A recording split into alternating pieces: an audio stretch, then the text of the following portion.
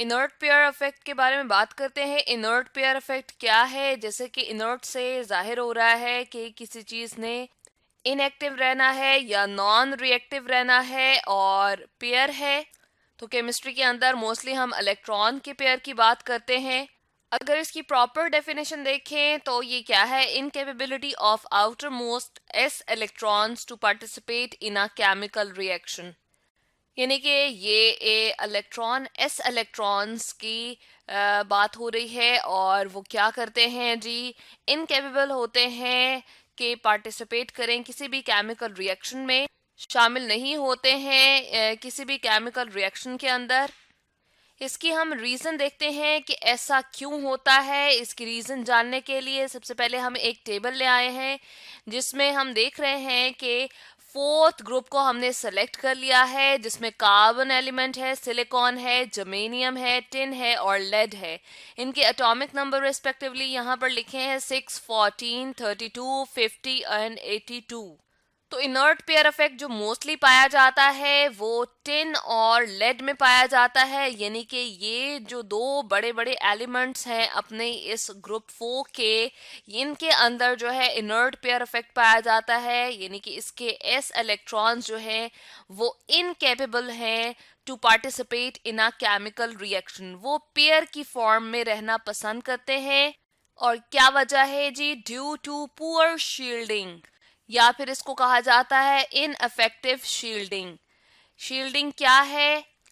कि ये जो एस और इनर कोर के दरमियान में इलेक्ट्रॉन्स हैं वो क्या करें? शील्ड करें, रुकावट पेश करें कि ये इसकी तरफ अट्रैक्ट, न्यूक्लियस की तरफ, न्यूक्लियस के कोर की तरफ अट्रैक्ट ना हो।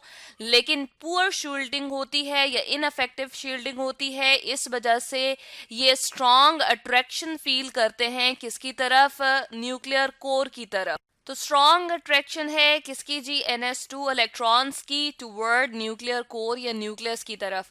क्यों? क्योंकि इनका ये जो हमारे पास कंप्लीट 4D10 मौजूद है, इसी तरह से यहाँ पे F और D दोनों को देख रहे हैं कि कंप्लीट हैं।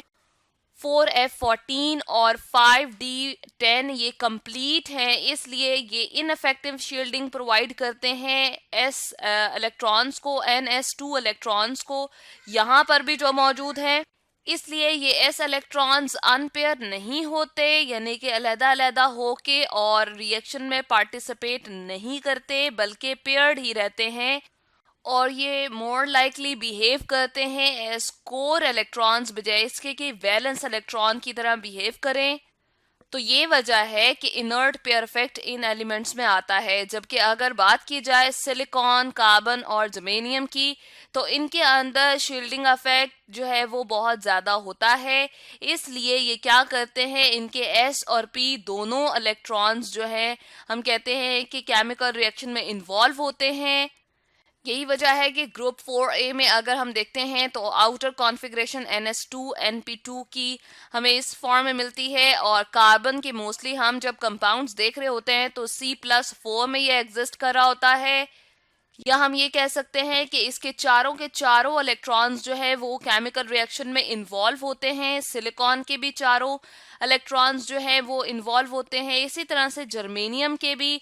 लेकिन टिन और लेड के अगर केस में बात करते हैं तो ये दो ऑक्सीडेशन स्टेट को पॉसिबली शो करते हैं। +4 को भी कभी कभार शो करते हैं और +2 को ज़्यादातर शो करते हैं। मोस्टली ये +2 ऑक्सीडेशन स्टेट में रहना पसंद करते हैं। क्यों? क्योंकि इनके एस इलेक्ट्रॉन्स जो हैं वो इनर्ट होते हैं। इनर्ट पेयर इफेक्ट की वजह से सिर्फ पी के इलेक्ट्रॉन्स जो हैं वो केमिकल रिएक्शन में इन्वॉल्व हो सकते हैं, वो अनपेयर होके केमिकल रिएक्शन में शामिल हो जाते हैं। जबकि एस इलेक्ट्रॉन्स जो हैं वो पेयर्ड ही रहते हैं और बिहेव करते हैं मोर लाइक कोर इलेक्ट्रॉन्स, और न्यूक्लियस की तरफ उनकी स्ट्रॉन्ग अट्रैक्शन होती है। तो इनर्ट पेयर इफेक्ट की अगर बात करें तो खसूसन ये टिन और लेड में पाया जाता है।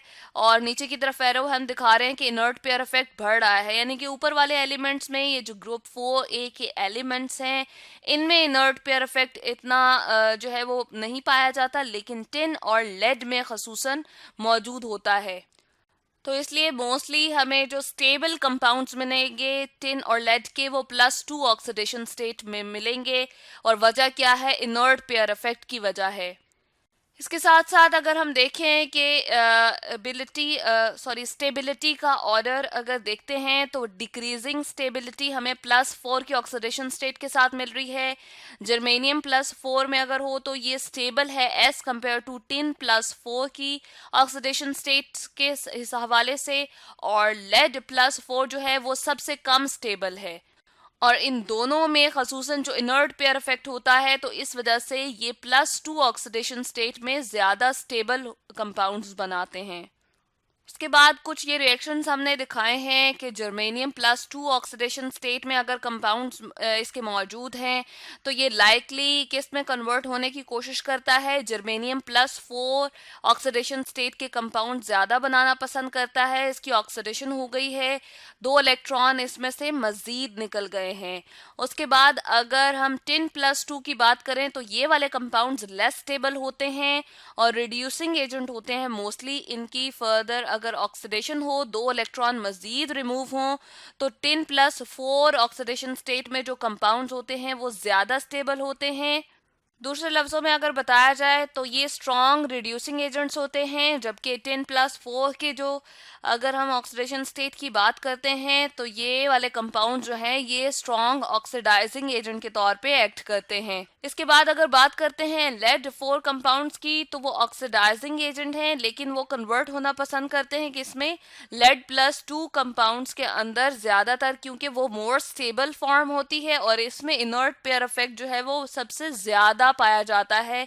यही वजह है कि NS2 इलेक्ट्रॉन जो है वो पार्टिसिपेट नहीं करते केमिकल रिएक्शन में, और वो कोर इलेक्ट्रॉन्स की तरह बिहेव करते हैं बजाय इसके कि वो वैलेंस इलेक्ट्रॉन की तरह बिहेव करें।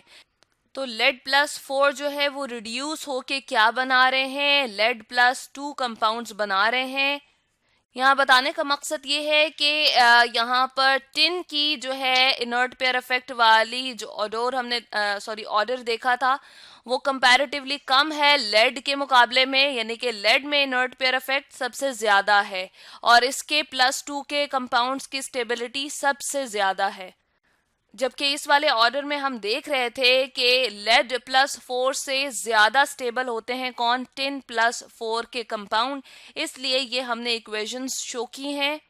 स्टेबिलिटी के लिए कैजेमियर्स अफायंस रूल जो है वो भी बहुत इंपॉर्टेंट है। ये बताता है कि कौन से कंपाउंड आयोनिक होंगे और कौन से कोवलेंट होंगे।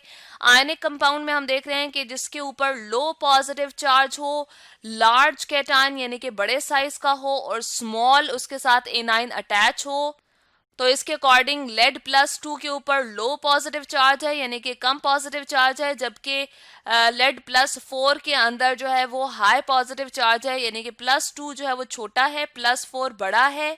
इसलिए लेड +4 के कंपाउंड्स यूजुअली क्या होंगे, कोवलेंट होंगे, जबकि अगर लेड +2 की बात करते हैं तो इसके कंपाउंड्स क्या होंगे, आयोनिक होंगे। जब 4 के 4 इलेक्ट्रॉन लेड में से निकल जाते हैं तो इसका कैटाइन छोटा रह जाता है, और अगर सिर्फ 2 रिमूव हो तो इसका साइज थोड़ा बड़ा ही रहता है। तो इसलिए लेड +2 के कंपाउंड्स आयोनिक हुए, और यहाँ पर हम देख रहे हैं कि लेड +4 के इस वाले पॉइंट के अकॉर्डिंग कंपाउंड क्या हुए, कोवलेंट हुए, क्योंकि स्मॉल कैटाइन बना रहा है लेड +4।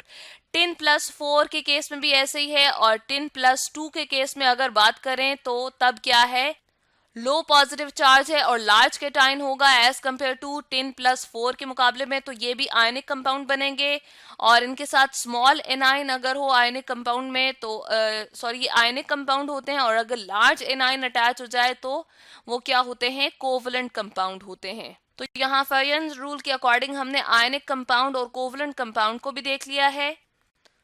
तो आज हमने स्टडी किया इनर्ट पेयर इफेक्ट के बारे में।